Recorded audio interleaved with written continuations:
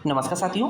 आज हम लोग बात करने वाले योग रत्नाकर की बात करेंगे। योग रत्नाकर जो कि एक छोटी सी संहिता होती है और एग्जाम के पॉइंट ऑफ व्यू से वेरी वेरी इंपॉर्टेंट है। कॉम्पिटेटिव एग्जाम में अक्सर कहीं ना कहीं से प्रश्न पूछे जाते हैं। तो देखेंगे, समय को बर्बाद न करते हुए हम लोग शुरू करते हैं। योग रत्नाकर कौन सा काल होता है? 17वीं सदी का ये ग्रंथ होता है योग रत्नाकर। ठीक है ना। अब इसके अगर सब बात करेंगे, इसके लेखक की बात करेंगे तो इसमें लेखक का नामोल्लेख नहीं मिलता है। हाँ, एक पॉइंट ऊपर आप देख लेंगे, ऊपर एक पॉइंट है अति अंबुपान। अति अंबुपान का मतलब होता है अत्यधिक मात्रा में जल पीने से क्या होगा? अजीर्ण की उत्पत्ति बताई गई योग रत्नाकर। अर्थात बहुत ज़्यादा मात्रा में जल पी लेंगे तो अजीर्ण की उत्पत्ति हो जाएगी। ठीक है। उसको देखेंगे, नेक्स्ट पॉइंट है मूल रूप से जो ये ग्रंथ होता है काय चिकित्सा विषय ग्रंथ है। कोई ना कोई ग्रंथ किसी न किसी पर्टिकुलर पे बेस्ड होता है। ये काय चिकित्सा पे आधारित होता है। ठीक है ना। उसको देखेंगे, यहाँ पर एक पॉइंट है रसायन और बाजीकरण का वर्णन जो होता है ग्रंथ के अंत में किया गया है, लेकिन इसमें प्रथमतः बाजीकरण का प्रयोग वर्णन किया गया है, बाद में रसायन का वर्णन आया है। जनरली हम लोग देखते हैं पहले रसायन का वर्णन होता है, देन वाजीकरण का होता है, लेकिन योग रत्नाकर में पहले वाजीकरण का वर्णन है, देन रसायन का वर्णन आता है। ठीक है ना। उसको देखेंगे, अम्ल नेक्स्ट पॉइंट है वेरी वेरी इंपॉर्टेंट है। शारीरिक बल का जो मूल होता है अग्नि माना है और जीवन का जो मूल होता है शुक्र को माना है। ये योगदान बताया। शारीरिक जो बल का मूल है अग्नि है, क्योंकि श्लोक में बताया जाएगा, और जीवन का मूल शुक्र को माना है। अतः अग्नि व शुक्र की रक्षा का निर्देश किया गया है। तो श्लोक देखेंगे, श्लोक इंपॉर्टेंट ज़्यादा है। अग्नि मूलम बलम पुंसम रेतो मूलम च जीवनम तस्मात् सर्वम यत्नेन वहनी शुक्रम च रक्षयेत। तो ये बात कहा गया है। ठीक है ना। तो ये कहा गया है, इसका मतलब क्या है? इसमें ध्यान देना कि अग्नि मूलम बलम बोला गया। श्लोक की शुरुआत अग्नि मूलम बलम से है। ये तो योग रत्नाकर बोला है, बट इसी तरह के श्लोक की बात किया है भेल ने भी किया है, भावर प्रकाश ने भी किया है और भैंसा ने किया है। ठीक है ना। तो भेल ने जो श्लोक की शुरुआत किस लाइन से की है? रति मूलम बलम कह दिया है, जबकि भाव प्रकाश ने मलायतम बलम कह दिया है और भाव भैंसा ने शुक्रायतम बलम कह दिया है।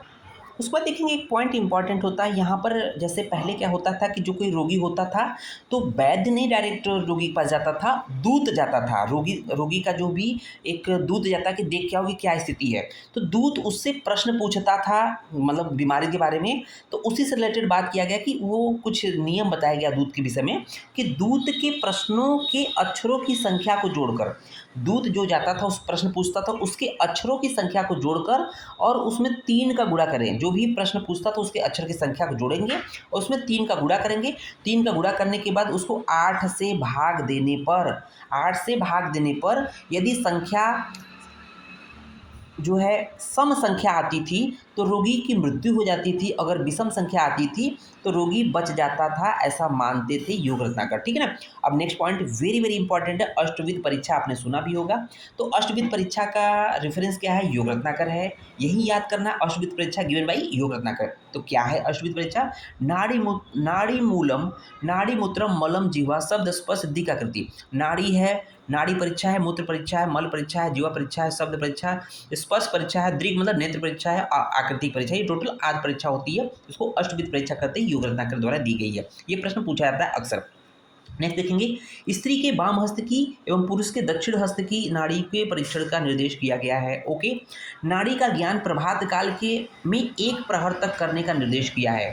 ठीक है ना। उसको देखेंगे, वात की नाड़ी में ब्रह्मा, पित्त की नाड़ी में शंकर और कफ की नाड़ी में विष्णु का स्थान होता है। तो हम लोग कैसे याद करेंगे? तो हम लोग जानते हैं शंकर जी बहुत गुस्सैल थे, इसलिए पित्त की नाड़ी में शंकर जी को मान लिया, और कफ की नाड़ी विष्णु जी क्या थे? तो विष्णु जी देखेंगे एक जगह पड़े रहते थे तो कफ बहुत स्थिर होता है, जैसे कफ नाड़ी में विष्णु होते थे। और ब्रह्मा जी तो ब्रह्मा जी थे, सब जगह घूमते रहते थे, मान के चलिए, तो इसको वात हो गया। ठीक है ना। उसको देखेंगे, नाड़ी परीक्षण 3 प्रकार की करने का निर्देश किया है। ठीक है। नाड़ी परीक्षण को 3 प्रकार से करने का निर्देश किया है। ठीक है। उसको देखेंगे, वेरी वेरी इंपॉर्टेंट है कि मूत्र की परीक्षा तेल बिंदु के परीक्षण के द्वारा करने को बोला है। जो मूत्र की परीक्षा होती है तेल बिंदु परीक्षा के द्वारा करने का निर्देश किया। आपने पूछा होगा, देखा होगा, तेल बिंदु परीक्षा गिवन बाई योग रत्नाकर। ठीक है ना। उसको मूत्र की परीक्षा के लिए किया जाता है। अब कैसे करते हैं? इसके लिए क्या करते हैं? पहले यूरिन का कलेक्शन करेंगे। तो कब करेंगे? इस परीक्षण हेतु मूत्र को क्या करेंगे, कब कलेक्ट करेंगे? रात्रि के अंतिम प्रहर में। रात्रि के अंतिम प्रहर में 4 घड़ी शेष रहने पर रोगी को उठाकर मूत्र कलेक्ट करेंगे, यूरिन कलेक्ट करेंगे। उसके बाद मूत्र का सूर्योदय होने पर परीक्षण करना चाहिए। अब देखेंगे कैसे उसका एग्जामिनेशन करेंगे। तो इसके लिए क्या होता है? तैल बिंदु का मतलब तिल तैल की बूंदें लेंगे, उस यूरिन के कंटेनर में कुछ बूंदें डालेंगे। बूंदें डालने पर यदि तैल की बूंद फैल जाती है तो मूत्र में तेल की बिंदु डालने पर अगर तेल की बूंदें फैल जाए तो रोगी साध्य होता है, अगर नहीं फैलता है तो क्या होगा, कष्ट साध्य होगा। और यदि तेल की बूंद यूरिन या मूत्र के पात्र में मूत्र में डूब जाए तो असाध्य होता है। तो ध्यान देना है, वो जो तेल की बूंद है अगर फैल जा रहा है इसका मतलब रोग जो है साध्य है, अगर नहीं फैलता है, अपनी जगह पर तैर रहा है, अपनी जगह पर है, तो कष्ट साध्य है, अगर डूब जा रहा है तो असाध्य रोग होता है। ठीक है। उसके बाद देखेंगे कुछ जो और भी परीक्षा बताई गई तेल बिंदु से संबंधित, कि तेल की बूंदे की दिशा के आधार पर, तो देखेंगे मूत्र में तेल बिंदु की गति के दिशा के आधार पर सावधानता बताई गई है। क्या बताई गई है, तो यहाँ पर देखेंगे दिशा अगर पूर्व दिशा में होगी, उस यूरिन के पार्ट में, कंटेनर में तेल की बिंदु डालेंगे, तिल तेल की एक दो बूंद डालेंगे, अगर उसकी गति, एक बूंद डालने पर उसकी गति अगर पूर्व की दिशा में हो गई, पहला नंबर देखेंगे पूर्व की दिशा में है तो शीघ्र आरोग्य की प्राप्ति होगी। अगर दूसरा नंबर देखेंगे नीचे है, ठीक है ना, पश्चिम दिशा में गति हो रही है तो इसका मतलब आरोग्य के साथ साथ सुख की प्राप्ति हो रही है। तीसरा देखेंगे उत्तर दिशा में गति हो रही है तो निश्चित आरोग्य की प्राप्ति होगी। चौथा देखेंगे दक्षिण दिशा में गति हो रही है उस तेल की बूंद की, तो ज्वर से पीड़ित होगा एवं धीरे धीरे व्याधि ठीक होगी। समझ में आया, तो ये बोला गया है। उसके बाद देखिए ईशान कोण में गति हो रही है तो 1 मास में मृत्यु हो जाएगा, ये इंपॉर्टेंट पॉइंट है। वायव्य कोण में गति हो रही है तो अमृत पिलाने पर भी असाध्य होगा, और आग्नेय और नैऋत्य कोण में गति होगा तो मृत्यु निश्चित होती है। तो ये बात कुछ तेल बिंदु परीक्षा से संबंधित था, इसको नोट डाउन कर लीजिएगा बच्चों, इसको याद कर लीजिएगा। उसको देखेंगे जीर्ण ज्वर के रोगी का मूत्र, जीर्ण ज्वर के रोगी का मूत्र पीतवड़ी वह रक्त के साथ होता है, और अजीर्ण में मूत्र चावल के धोवन के समान होता है। नूतन ज्वर में जो मूत्र होता है धूम्रबड़ी होगा, वह भोजन के असम्यक पाक पर मूत्र मातुलुंग या सौवीर की तरह होता है। तो ये तो कुछ बात हो गई, ठीक है, मूत्र संबंधित। उसको देखेंगे आम दोष में जो मल होता है पीला होता है। आम की कंडीशन होगी तो उसमें मल कैसा, पीला होगा। और क्षय के रोगी का मूत्र जो मल होता है काला होता है, ठीक है ना, क्षय के रोगी का जो मल होता है काला होता है। उसको देखेंगे न होने पर भी आकाश में अभ्रदर्शी 6 मास में, अगर और वर्षादर्शी अगर आकाश में अगर अभ्र दिखाई दे रहा है, बादल दिखाई दे रहे हैं, तो उसका मतलब 6 वर्ष में मृत्यु हो जाएगी। अगर आकाश में बादल नहीं है, वर्षा नहीं है, फिर भी वर्षा दिखाई दे रही है, वर्षादर्शी होगा तो 3 मास में मृत्यु होगी। अगर चंद्रमा है नहीं दिन में, फिर भी चंद्रमा दिखाई दे रही है, इसका मतलब 2 माह में। और सूर्यदर्शी अगर सूर्य नहीं है फिर भी सूर्य दिखाई दे, इसका मतलब 1 माह में मृत्यु हो जाती है, ठीक है ना। उसके बाद देखेंगे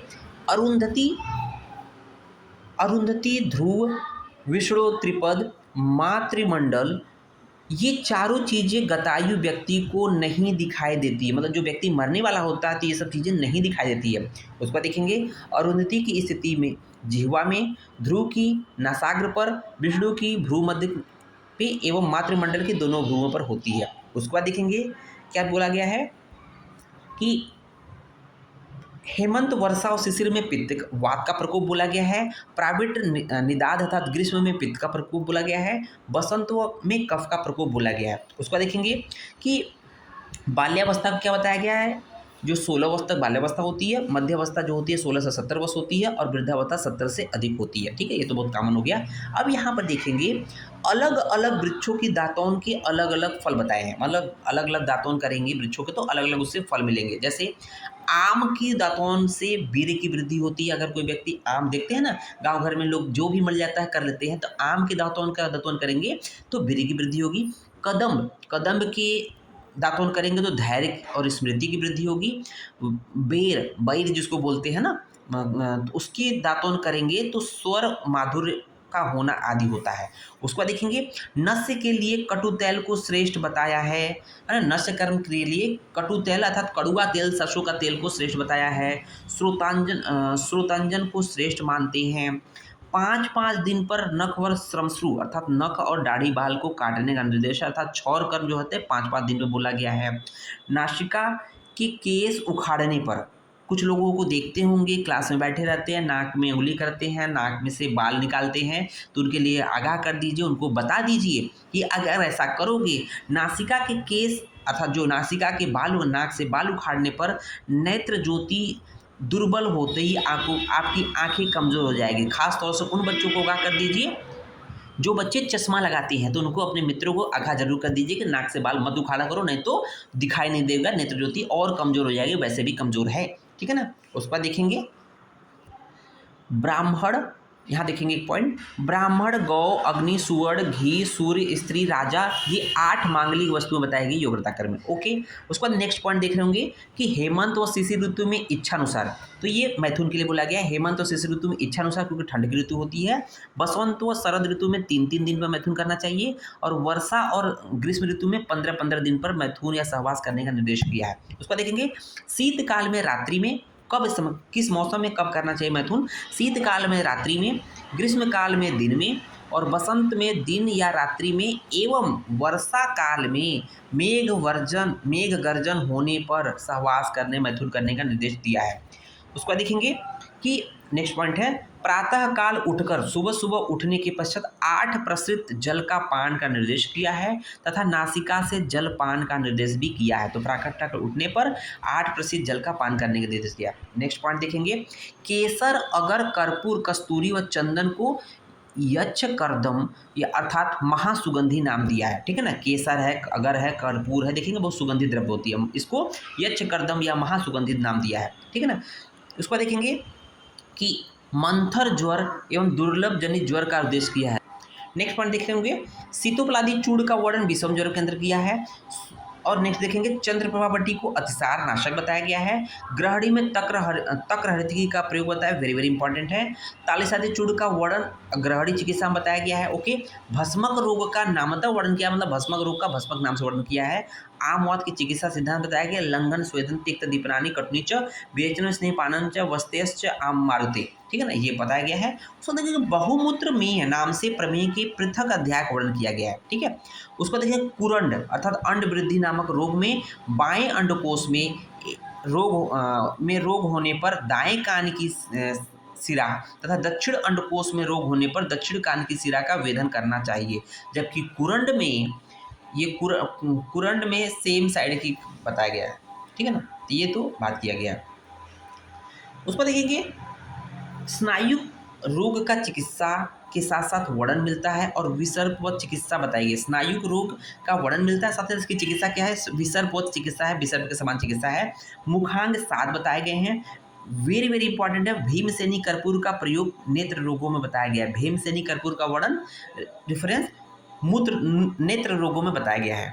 और लास्ट में देखेंगे हम लोग, लास्ट पेज चल रहा है हम लोग का, सोम रोगों का निदान संप्राप्ति चिकित्सा के साथ वर्णन किया गया। इसमें कदली घृत का प्रयोग बताया। सोम रोग में किसका प्रयोग किया गया, कदली घृत का प्रयोग, केले द्वारा बना घृत होता है, उसका प्रयोग होता है सोम रोग में। ठीक है ना। कुछ भेद की बात करते हैं, दाह की संख्या 11 बताई गई है ना। तो ये नेत्र रोगों की संख्या जो हाईलाइटेड उसको देखेंगे, नेत्र रोगों की संख्या 78 है, योनि व्यापक की संख्या 20 है, सूक दोष की संख्या 18 है, और विसर्ग की संख्या 7 है, क्षुद्र रोग की संख्या 44 है, कड़ रोग की संख्या 28 है, नासा रोग की संख्या 34 है, बाल ग्रह की संख्या 9 होती है। तो ये तो कुछ भेद की बात है। अब कुछ प्रमुख योग के बारे में बात कर लेते हैं।